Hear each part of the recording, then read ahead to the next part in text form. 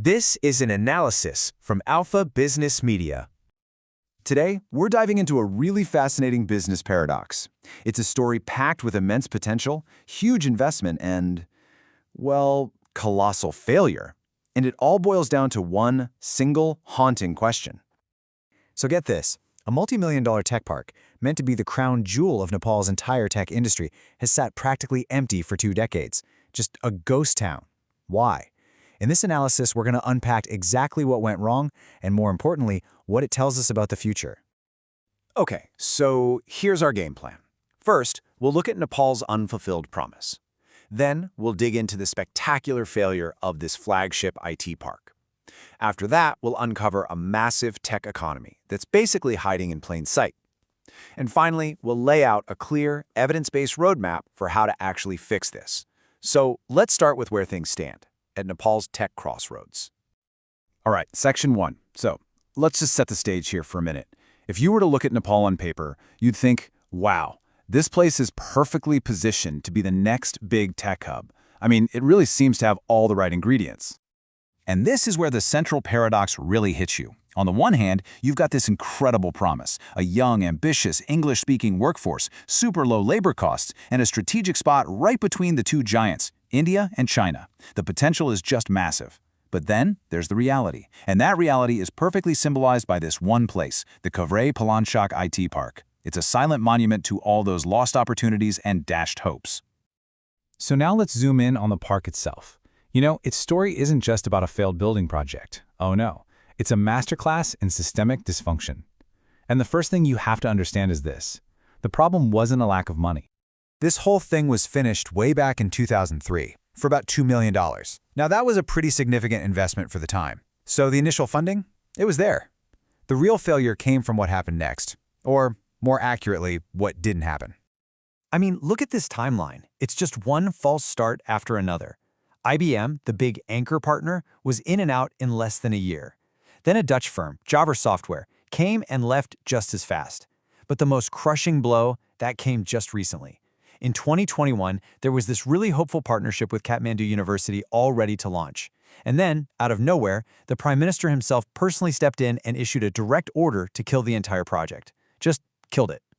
And according to Professor Manish Pokharel from the university, that decision just destroyed their plans and programs.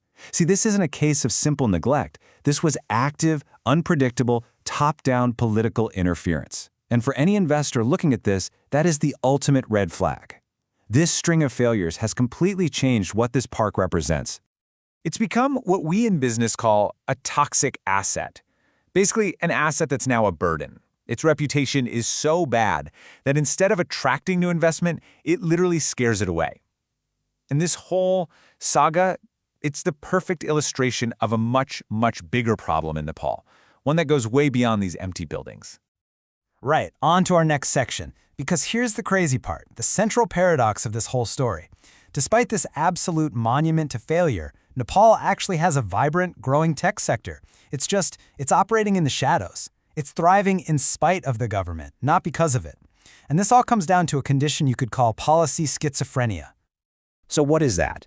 Well, it's a situation where the laws on paper are progressive and pro-investment, but the system in practice is archaic and totally unpredictable. It's like the official policy is just for show. The government puts up this nice-looking facade of being business-friendly, but behind the curtain, there's this old, confusing system that's really calling the shots. And the disconnect here is just massive. You look at the policy on paper, and it's great. Tax holidays, duty-free imports, even a one-stop service center that promises to approve foreign investment in just 7 days. Sounds amazing, right? But the reality for an investor on the ground is a nightmare. It's a complex, opaque bureaucracy, pervasive corruption. Nepal ranks 108 out of 180. And, as we saw with the IT park, extreme political risk where a single person can change the rules overnight. So what happens? The entire industry is forced to operate underground, and that creates a huge blind spot for the government. Just look at this data gap.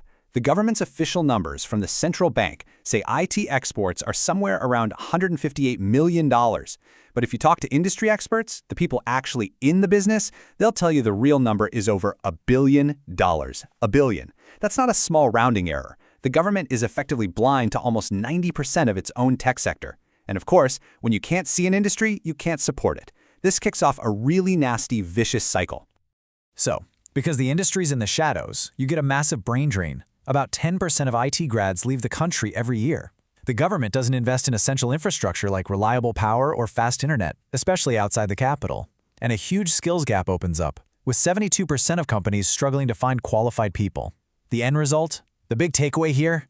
Nepal isn't exporting its digital services, it's exporting its human capital, its best and brightest people. And the scale of this is just staggering. In 2024 alone, over 1.67 million people left Nepal to go abroad. Let that sink in.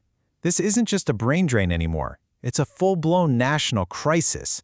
And it absolutely demands a completely different strategy. So that brings us to the final crucial section. How do you actually fix this mess? Well, the answer isn't to pour more concrete and build another empty building. The answer is to build a politically immune ecosystem. The whole point is to create a system that can succeed no matter who's in charge politically. And here's the good news. Nepal doesn't need to reinvent the wheel here. Not at all. Its own neighbors, India and Bangladesh, have already tackled similar challenges and built some incredibly successful models. And what was the secret to their success? It was simple. They removed direct political meddling from the equation. When you compare the models, the difference is just night and day. And it all comes down to one thing: governance. Nepal's model of direct political control has given them, well, 20-plus years of failure and a toxic asset. Meanwhile, India and Bangladesh created autonomous, independent bodies to run their tech parks. And what did that give them? Stability, predictability, professional management. The results just speak for themselves. We're talking about a model that accounts for half of India's multi-billion-dollar IT exports and created over 13,000 jobs in Bangladesh. The blueprint for success is right there. So, based on that, here's a clear 4-step roadmap. Step 1. Create an autonomous body, let's call it the Nepal High-Tech Park Authority, to shield the whole sector from political interference. Step 2. Stop thinking about buildings and start building an ecosystem. That means integrating universities, incubators, and reliable infrastructure. Step 3. Legalize the gray economy. Bring that billion-dollar shadow industry into the light with a simplified tax system that actually works. And finally, Step 4. Turn the brain drain into talent circulation. Actively engage the huge Nepali IT diaspora as mentors, advisors, and even investors. So, when you boil it all down, our analysis shows that this empty IT park isn't the real problem. It's just a symptom. The real disease is a fundamental flaw in governance, because the talent in Nepal is there. The ambition is absolutely there. The potential is undeniable. The only thing standing in the way is a system that has proven for over 20 years that it is its own worst enemy. And that leaves us with one final powerful question. The path forward is clear. It's based on models that have been proven to work. The challenge, you see, isn't technical. It's not financial. It is purely political. But if these reforms are adopted, can the dream of a Nepalese tech future finally become a reality? If that political challenge can be met, then that ghost town of an IT park could finally become the engine of prosperity it was always supposed to be.